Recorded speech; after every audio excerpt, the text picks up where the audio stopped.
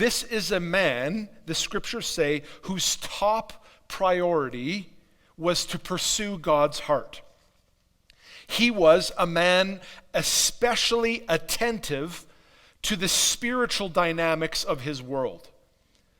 And I think this kind of attentiveness serves as an example for us today. Think of all the stuff that was going on in David's world. He had a military to lead. There were certainly intelligence briefings about all these enemies that were surrounding them. He had building projects going on in Jerusalem because he had redesigned the city. He had political issues to deal with. He had court cases to deal with. He had a growing family, a very complicated family. And in the midst of all of this, what is keeping him up at night is the nagging question of whether or not it was okay for him to have a fancy house while the house dedicated to God was actually a tent. We might not see how interested David was in spiritual matters if we just had the history books of 1st and 2nd Samuel, 1st and 2nd Kings alone. But providentially, the Bible has also saved for us a considerable amount of David's poetry. And if you read David's poems, you start to see the things that make him tick, the things that really drove him, that he wondered about, what his priorities were as a man. Consider these lines from Psalm 63, which is attributed to David sometime after the story we are studying today. O God, you are my God.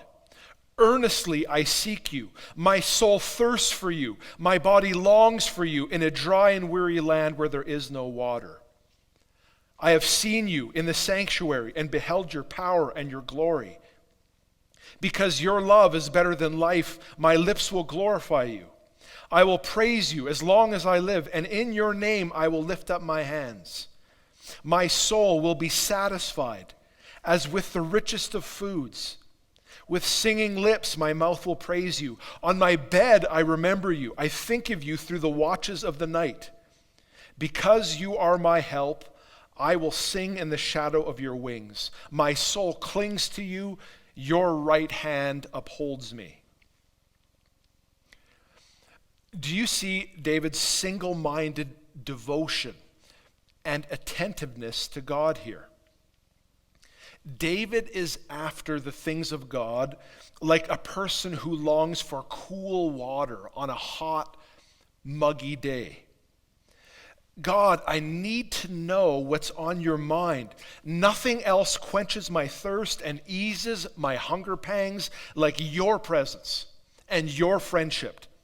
In the middle of the night when I can't sleep, my mind immediately is drawn to you.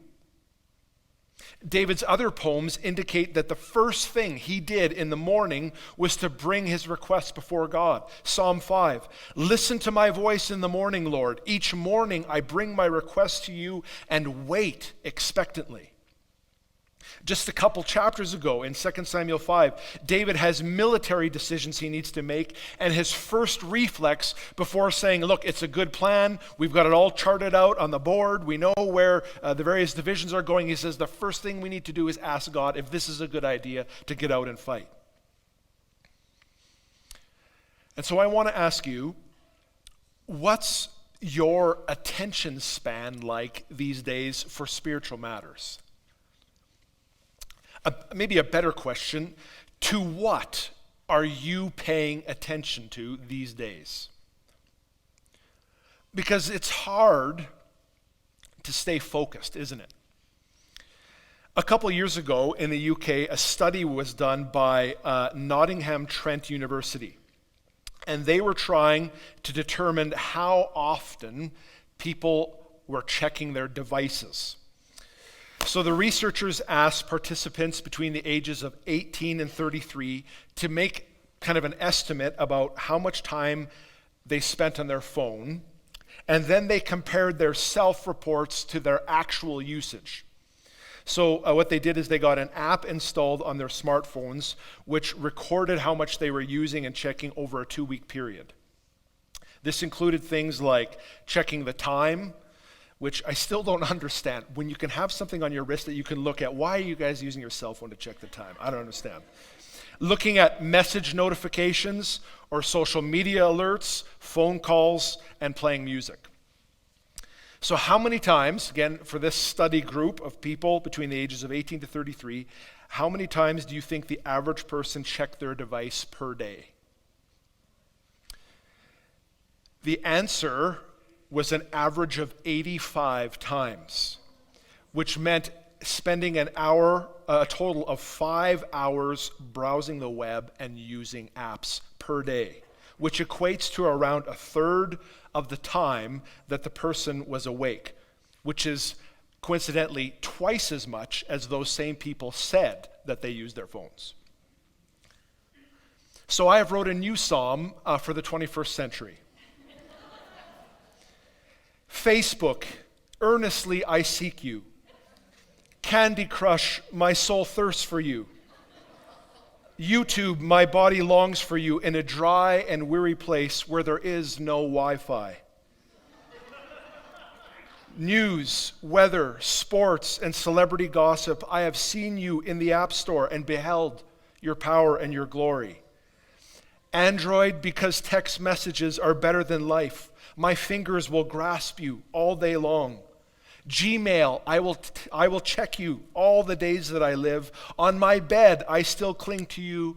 I binge on Netflix through the watches of the night.